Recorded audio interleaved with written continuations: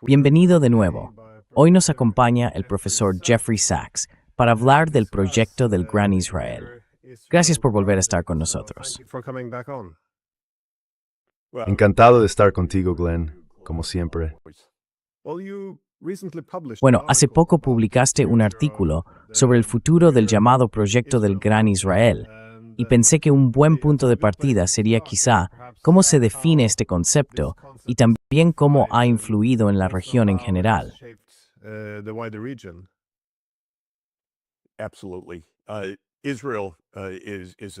Exactamente. Israel es un estado. Se fundó con unas fronteras determinadas en 1948, cuando declaró su independencia tras un plan de partición que había sido votado por la ONU en sus primeros años, en 1947. La declaración de independencia de Israel generó oposición, una guerra, porque los estados árabes rechazaron ese plan de partición, que no era vinculante, solo tenía carácter consultivo. Israel lo utilizó como base para una declaración unilateral de independencia en 1948. Israel ganó la guerra y amplió su territorio. Y luego, en 1967, tuvo lugar la llamada Guerra de los 6 días, con algunos debates sobre cómo y quién la provocó. Pero el hecho es que Israel conquistó en esa guerra el resto de lo que había sido el mandato británico de Palestina. En otras palabras, desde por la guerra de 1967, remaust 70% del territorio por su control.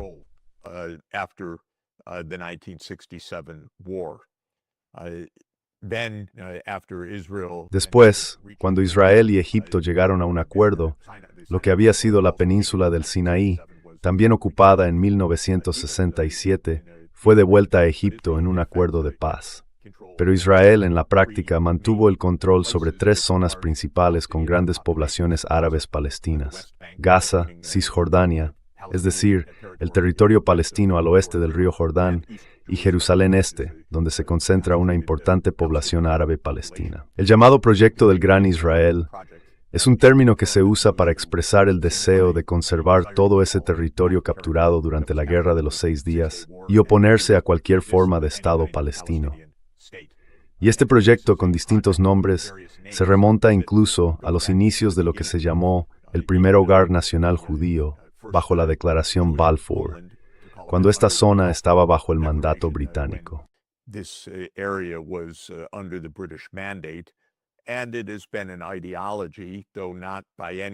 Y ha sido una ideología, aunque no la única dentro de la causa sionista, que es la ideología política de un Estado judío en esta zona.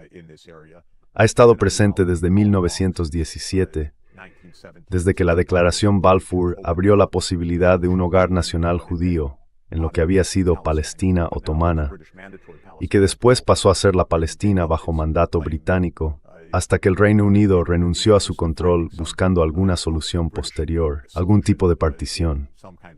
El llamado Proyecto del Gran Israel sostiene que este territorio es suyo y que seguirá siéndolo. El problema de esa ideología, en un sentido práctico, legal y moral, es que en ese mismo lugar, que fue la Palestina británica, viven unos 8 millones de árabes palestinos y aproximadamente 8 millones de judíos israelíes.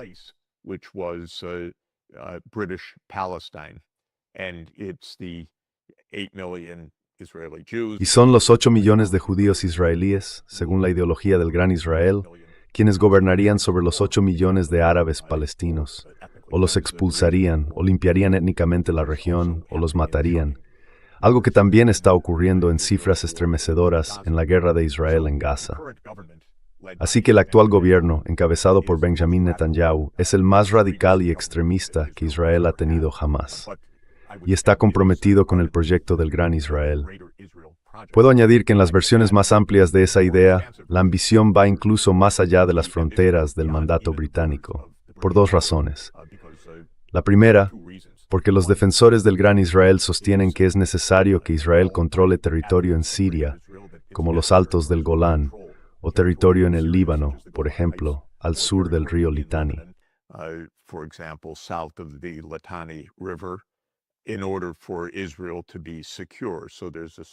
Para que Israel sea seguro, hay un argumento de seguridad que dice que el Gran Israel se extiende más allá de sus fronteras actuales. También hay un argumento teológico, sostenido por los creyentes de esta ideología, que afirma que, según la Biblia judía, el Antiguo Testamento para los cristianos y la Torá para los judíos, Dios prometió una tierra que va más allá de lo que fue el mandato británico. Desde el Gran Río de Egipto, que en el texto bíblico no siempre se identifica con el Nilo, aunque a veces se interpreta así, hasta el Gran Río de Mesopotamia, el Éufrates. Por eso, algunos ideólogos religiosos creen que se trata de una promesa divina al pueblo judío, una tierra que se extiende mucho más allá del territorio del antiguo mandato británico.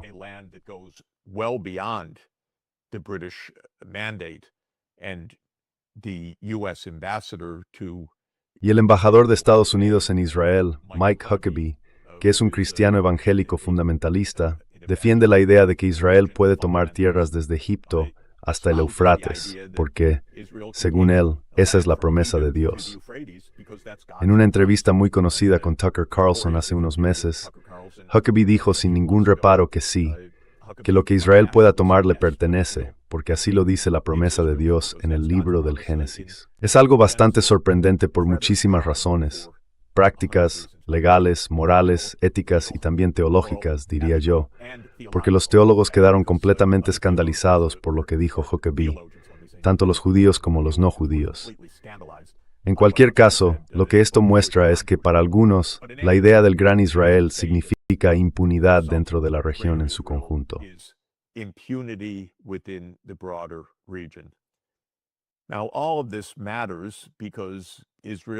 Todo esto importa porque Israel lleva siguiendo esta doctrina bajo Netanyahu desde hace 30 años. Netanyahu se convirtió en primer ministro en 1996 y ha ocupado el cargo de forma intermitente durante buena parte de estos 30 años. Proviene de un movimiento político, el Likud, que sigue siendo el partido que lidera, que defiende esta visión del Gran Israel, supuestamente por motivos de seguridad. Netanyahu nunca fue una persona religiosa, ni argumentaba a partir de textos bíblicos, al menos hasta hace relativamente poco. Y el Likud, en su carta fundacional de 1977, afirmaba que todo el territorio comprendido entre el río Jordán y el mar Mediterráneo estaría bajo soberanía israelí. Así que en realidad esto se remonta a hace unos 50 años.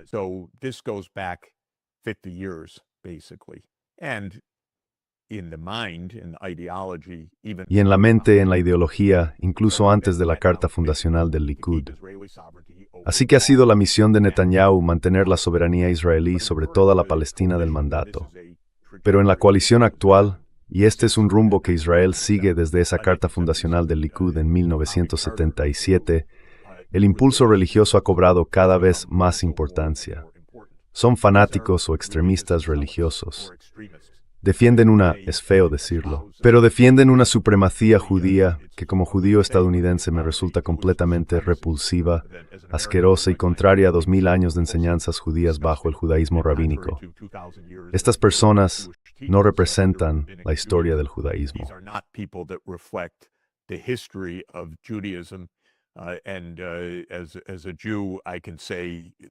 Y como judío, puedo decir que las ideas de personas como Smotrich y Ben-Gvir son distintas, fascistas, repugnantes y completamente extremistas, en mi opinión. No tienen nada que ver con el judaísmo rabínico, que enseñó algo totalmente diferente.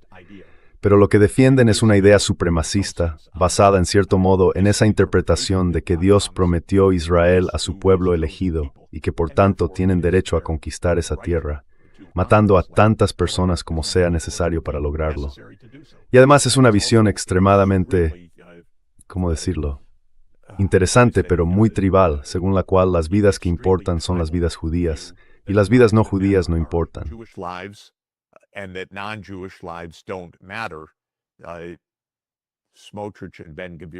Smotrich y Ben-Gvir a veces lo dicen literalmente, que por cada vida judía que se pierda en este conflicto, deberían quitarse 100 o incluso 1000 vidas árabes. Es una vulgaridad. Pero, y aquí está mi punto, esa es la creencia dominante, la doctrina del actual gobierno de Israel. No es una ideología marginal, es la doctrina del gobierno de Israel. Ahora, para concluir sobre lo que se llama el Gran Israel, Netanyahu ha defendido esa idea durante 30 años. Como digo, hay dos corrientes, Una, un argumento de seguridad que sostiene que Israel solo puede estar a salvo siendo el gran Israel. Y la otra, un argumento religioso que dice que ese es el propósito de Dios y que por tanto el pueblo judío está cumpliendo ese propósito divino. Y hoy ambas corrientes conviven dentro de la política israelí.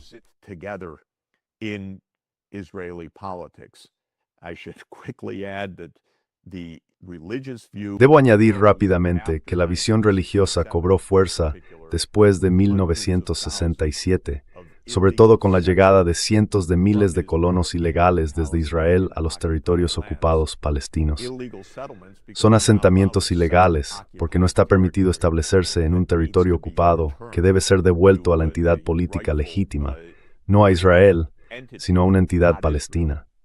Y aún así, llegaron cientos de miles de colonos. Algunos lo hicieron porque querían piscinas y más terreno, pero muchos otros por motivos religiosos, que son los que han dado forma a esta idea de supremacía judía que hoy está en el gobierno.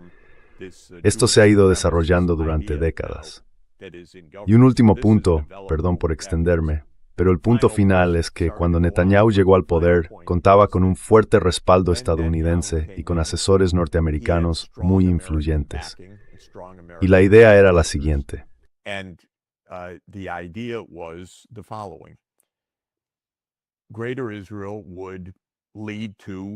El concepto de una gran Israel llevaría a una resistencia armada. Al fin y al cabo, supone negar el derecho político a la autodeterminación del pueblo árabe palestino. Y la Asamblea General de la ONU ha dicho que los palestinos no solo tienen derecho a la autodeterminación, sino también al derecho a la lucha armada por esa autodeterminación. Esa idea no está fuera del derecho internacional. De hecho, la Asamblea General de la ONU ha reconocido en repetidas ocasiones el derecho a la lucha armada por la autodeterminación. Así que Netanyahu y sus asesores estadounidenses dijeron, bueno, vamos a defender la idea de una gran Israel. Sabemos que esto traerá problemas, habrá resistencia, lo que ellos llaman terrorismo y otros llaman lucha por la autodeterminación. Ya sabes, todo depende de la retórica y del punto de vista de quien lo mire.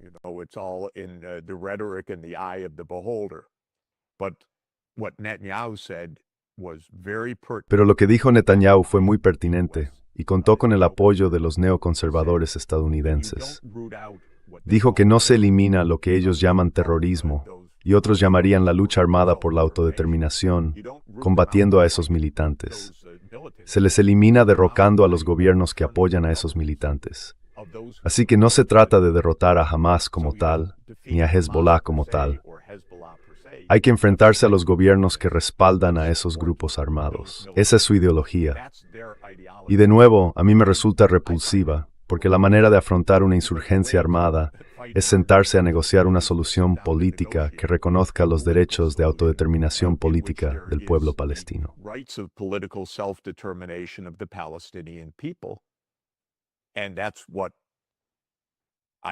Y eso es lo que proponen ideas como la solución de dos estados desde 1997 y en realidad desde 1947. Pero para Netanyahu esto es una lucha armada que hay que aplastar. Y la forma de aplastar lo que él llama terrorismo es derrocar a otros gobiernos. Ahora bien, él logró captar la política estadounidense. Es cierto, Israel, bajo el liderazgo de Netanyahu, consiguió movilizar con éxito la política de Estados Unidos en favor de la causa del gran Israel. Esto resulta bastante sorprendente. Y además, es una historia muy compleja dentro de la política estadounidense. No es una historia sencilla. Por supuesto, hubo judíos estadounidenses que formaban parte de ese lobby y también hubo una implicación directa de Israel en la política de Estados Unidos, de manera constante.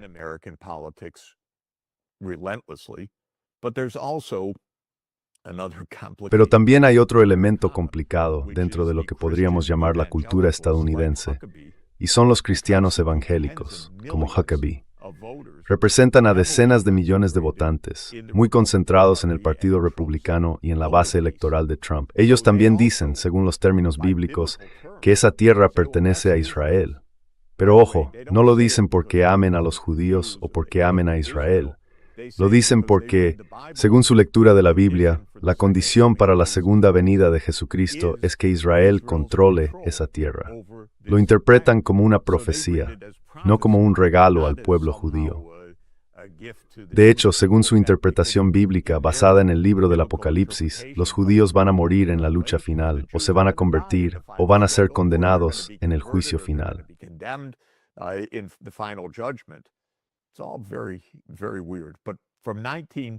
Todo esto es muy extraño.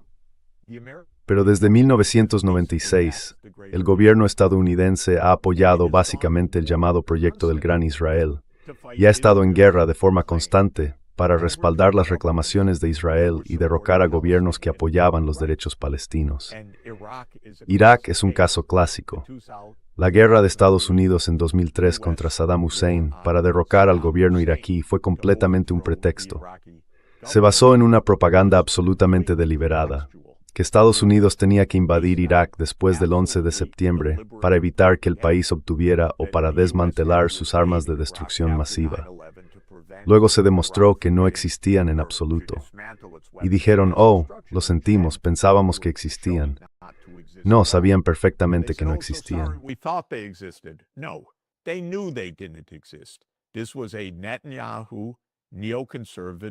Esto fue un plan neoconservador de Netanyahu para derrocar a un gobierno que apoyaba la causa palestina, con un pretexto, con una mentira, una guerra basada en mentiras absolutas. Y esto lleva ya 30 años ocurriendo. Prácticamente todas las guerras en la región, de una forma u otra, incluyen a la CIA, al Mossad y a la idea del Gran Israel como motivación. Así que derrocar a Bashar al-Assad en Siria, que fue una operación de la CIA llamada Operación Timber Sycamore, firmada por Obama en 2012 o 2013, encargando a la CIA derrocar a Bashar al-Assad, también fue por iniciativa del Gran Israel. ¿Por qué? Porque Assad tenía vínculos con Irán, e Irán era visto como el apoyo de Hamas y Hezbollah. Y por eso, ese llamado eje de resistencia debía ser derrotado mediante el derrocamiento de Bashar al-Assad. Needed to be defeated by overthrowing Bashar al-Assad.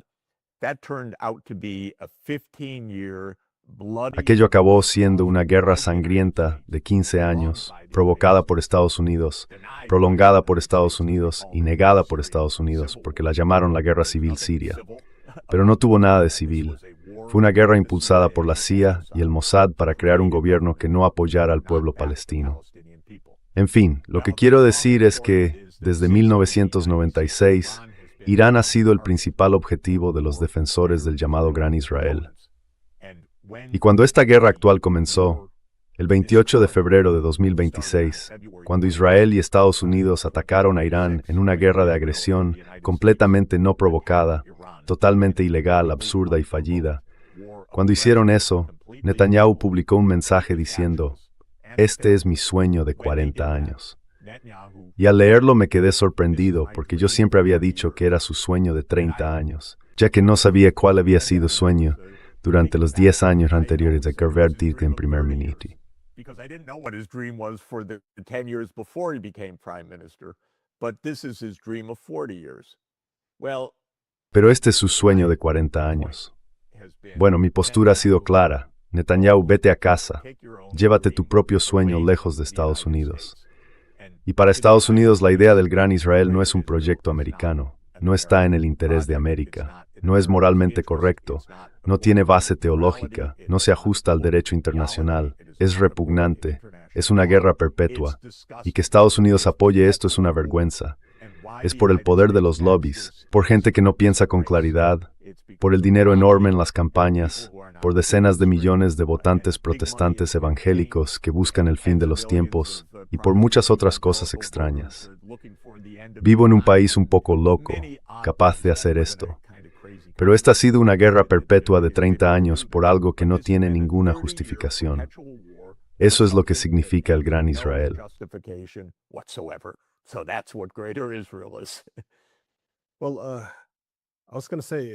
Bueno, iba a decir que, en los años 90, el proyecto del Gran Israel tenía bastantes posibilidades de salir adelante. Es decir, contaba con el apoyo de la única superpotencia del mundo, que le dio su respaldo incondicional. Pero desde entonces, hemos visto surgir un mundo multipolar, Y supongo que la guerra con Irán pretendía revertir eso, restaurar la hegemonía de Estados Unidos y también la supremacía israelí en la región. Pero, dado el fracaso allí, que no solo cambia la distribución del poder, sino también a los propios Estados Unidos, vemos cómo se está distanciando más de Israel. No todo el mundo, claro, pero sí grupos que antes no se atrevían a decirlo abiertamente. Me preguntaba, como una cuestión breve, ¿cuál será el impacto sobre el proyecto del Gran Israel? Quiero decir, ¿cuáles son ahora las opciones estratégicas de Israel?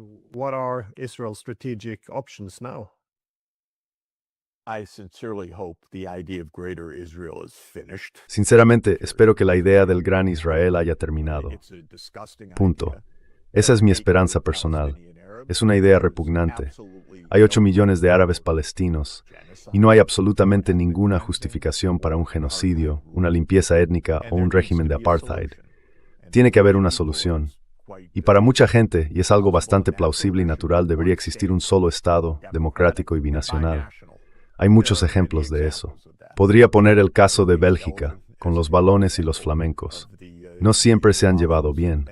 Existen diferencias culturales, sectarias e históricas muy profundas. Pero por cierto, ellos han creado 2 estados. De hecho, en Bélgica tienen 5 parlamentos para gestionar todas las complejidades derivadas de su diversidad étnica.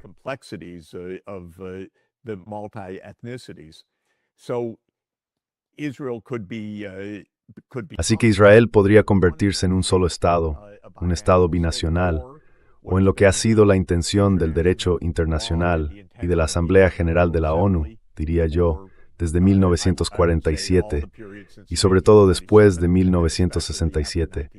2 estados, uno palestino y otro viviendo uno al lado del otro. Mucha gente dice que eso ya está pasado. No sé qué está pasado. Cualquiera de las 2 soluciones es posible. Lo que no es posible, en mi opinión, es un estado apartheid o que continúe el asesinato imprudente por parte de Israel, ya sea en Gaza o en Cisjordania. Y la violencia diaria en Cisjordania es espeluznante. Colonos israelíes arrastrando palestinos, matándolos, expropiando sus tierras, quemando casas.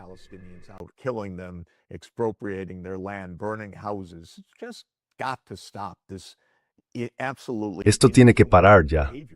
Esta violencia, este comportamiento absolutamente inhumano, este odio entre grupos, y ese partido llamado Poder Judío, que de hecho es el nombre de uno de los partidos que gobiernan Israel ahora mismo, con esa idea supremacista. Todo eso tiene que acabar. Hay 2 razones fundamentales por las que puede que estemos llegando al final de esta situación. Y tú has destacado una de ellas, que es muy importante. Ni Estados Unidos ni Israel pueden imponer una solución a la región. Pensaban algo así como, bueno, Israel ya ha invadido Líbano antes, ha debilitado a Hezbollah, Siria ha sido derrocada, la influencia de Irán se ha reducido y Hamas ha quedado debilitado, si no derrotado, por la guerra y el genocidio en Gaza. Así que una visión decía, de acuerdo, estamos cerca, solo falta derrocar al régimen iraní. Pero resultó ser una ilusión.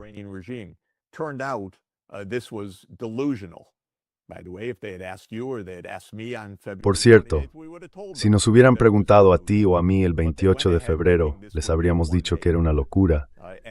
Pero siguieron adelante pensando que sería una guerra de un solo día. Y resultó no solo que no fue una guerra de un día, sino que Irán es un país sofisticado, un país grande, con más de 90 millones de habitantes.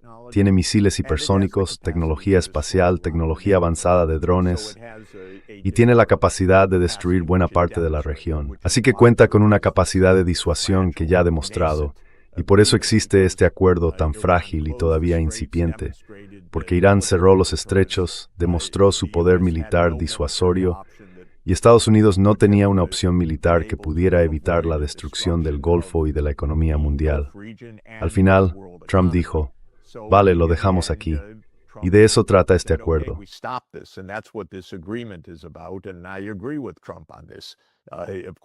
Y en esto estoy de acuerdo con Trump. Por supuesto, no estoy de acuerdo con él en haber iniciado esta guerra, que es una tontería. Pero sí coincido con él en que hay que ponerle fin, porque ¿qué otra cosa se puede hacer? Nada más. Esto es realmente un punto muerto. Así que esa es una de las razones por las que espero que este llamado proyecto del Gran Israel esté ya en sus últimos momentos. Pero la otra razón tiene que ver con el interior de Estados Unidos, y es que el propio país ha sido, en esencia, el sostén de ese proyecto. Europa, por muchas razones, sigue en parte las directrices de Israel, pero el apoyo es mucho menor. Y Estados Unidos lo ha respaldado porque el poder del lobby sionista ha sido enorme y ha funcionado como una especie de doble lobby.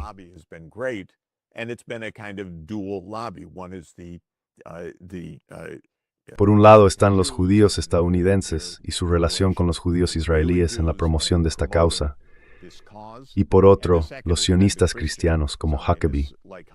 Ese ha sido un lobby muy poderoso en Estados Unidos durante unos 30 años. Pero lo que ha pasado, Glenn, es que con el genocidio en Gaza, la gente que lo ve cada día empieza a entender de qué va todo esto y por qué no existe un Estado de Palestina junto a un Estado de Israel. ¿Por qué no hay una solución a esto? Y al escuchar que los países árabes dicen que sí, que habría paz y relaciones normales si existiera un Estado palestino, con su iniciativa de paz, los estadounidenses han empezado a darse cuenta de que algo no encaja en todo este panorama.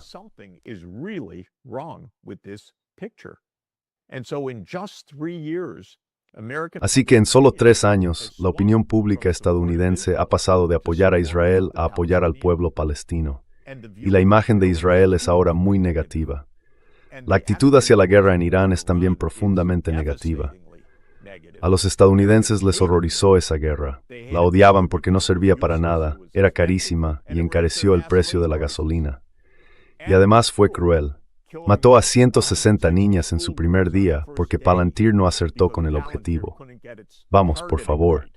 El pueblo estadounidense quedó completamente indignado con todo eso. Y Trump también está observando esta situación mientras se enfrenta a unas elecciones a principios de noviembre. Y lo que pasó, Glenn, en mi ciudad, en Nueva York, hace un par de días, es realmente increíble.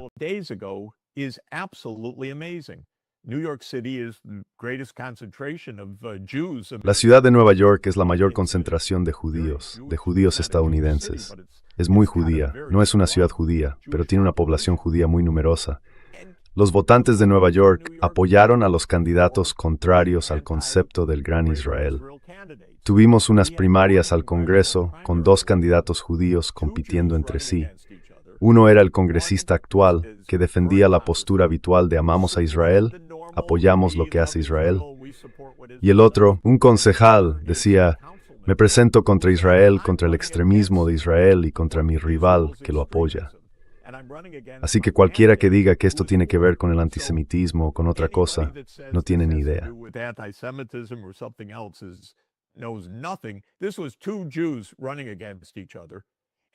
Fue una elección entre 2 judíos, y el candidato anti-israelí ganó por una mayoría aplastante. Y luego hubo otras 2 contiendas al Congreso, básicamente, en las que no eran 2 judíos compitiendo, ni siquiera candidatos judíos. Pero de hecho, los candidatos que dijeron apoyamos al pueblo palestino ganaron con claridad. Eso es Nueva York. Y esto está ocurriendo en todo Estados Unidos. Lo repito, lo he dicho desde los primeros días de la guerra de Israel en Gaza, se lo he dicho al embajador israelí ante la ONU, y lo he repetido tantas veces como he podido. Israel está perdiendo su único apoyo por culpa de su extremismo. Los estadounidenses apoyarían a Israel, pero no apoyan la idea del Gran Israel.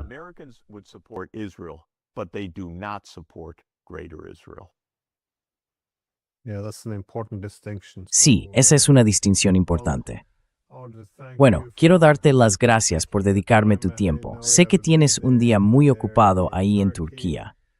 Si tuviéramos más tiempo, me habría encantado preguntarte por los comentarios de Naftali Bennett sobre que Turquía podría ser la próxima gran amenaza para Israel. Bueno, déjame decir solo 2 cosas sobre eso, si puedo. Y es que si lo estás basando en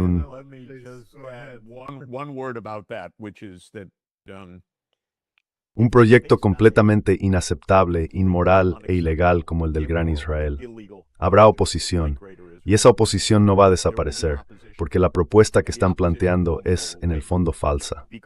Así que lo que ocurre con los defensores del Gran Israel es que, como persiguen un objetivo que es esencialmente injusto, ven enemigos por todas partes.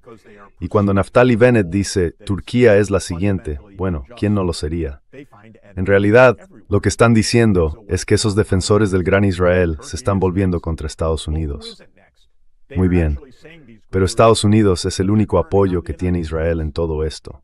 Así que pueden volverse contra Estados Unidos todo lo que quieran, pero perderán su único respaldo.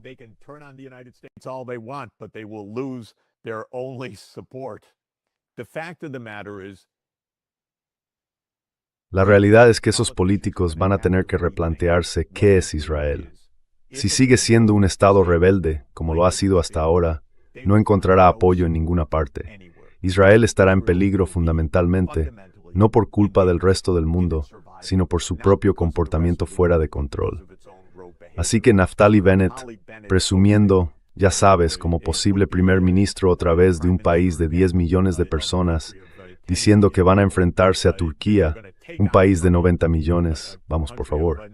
Y lo mismo hicieron con Irán, otro país de 90 millones. Esto se está volviendo trágico, absurdo, y toda esta ilusión tiene que terminar para que podamos avanzar hacia la paz.